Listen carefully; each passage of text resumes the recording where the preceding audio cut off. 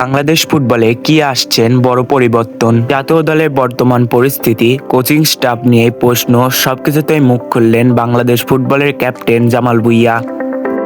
আজকের ভিডিওতে আমরা জানব তিনি আসলেই কি বলেছেন, দলের ভেতরের পরিস্থিতি কেমন এবং নতুন কোচ নিয়ে কি ইঙ্গিত দিলেন তিনি। ভিডিওটা শেষ পর্যন্ত দেখবেন কারণ শেষের দিকে আছে গুরুত্বপূর্ণ আক্ষেপ।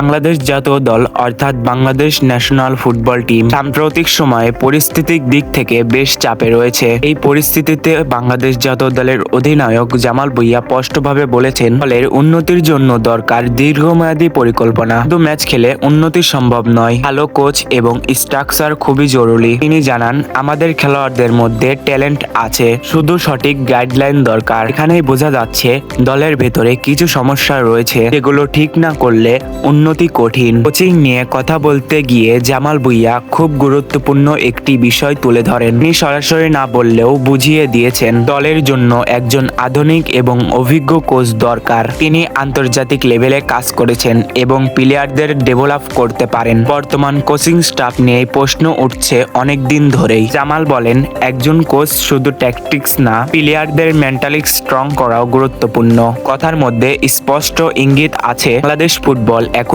নতুন দিক খুঁজছে। আরো একটি গুরুত্বপূর্ণ বিষয় তিনি বলেন, দেশের ফুটবলে ইনফ্রাস্ট্রাকচার উন্নতি দরকার, নিয়মিত আন্তর্জাতিক ম্যাচ খেলা দরকার এবং তরুণ খেলোয়াড়দের সুযোগ দিতে হবে। তার মতে, যদি এই তিনটি জিনিস ঠিক করা যায় তাহলে বাংলাদেশ ফুটবল অনেক এগিয়ে যেতে পারবে। এখানেই বোঝা যায় সমস্যা শুধু কোচ না, পুরো সিস্টেমেই পরিবর্তন দরকার। কোন প্রশ্ন হলো নতুন কোচ কে আসছেন। বাংলাদেশ ফুটবল ফেডারেশন ইতিমধ্যেই নতুন কোচ খোঁজার কাজ শুরু করেছেন। জামালের বক্তব্য অনুযায়ী একজন ভালো কোচ এলে দল বদলে যেতে পারে, খেলোয়াড়দের পারফরমেন্স আরো উন্নতি হবে। এটা বাংলাদেশ ফুটবলের জন্য একটা বড় টার্নিং পয়েন্ট হতে পারে। সব মিলিয়ে জামাল ভুঁইয়ার কথা স্পষ্ট, বাংলাদেশ ফুটবল এখন পরিবর্তনের পথে। নতুন কোচ, ভালো পরিকল্পনা এবং শক্তিশালী দল গঠন, এই তিনটি জিনিসই এখন সবচেয়ে গুরুত্বপূর্ণ। আমার কি মনে হয়, বাংলাদেশ কি সত্যিই ঘুরে দাঁড়াতে পারবে? কমেন্টে অবশ্যই জানাও তোমার মতামত। আর আমাদের চ্যানেলে নতুন দর্শক হয়ে থাকলে একটি লাইক করে চ্যানেলটিকে সাবস্ক্রাইব করে দাও।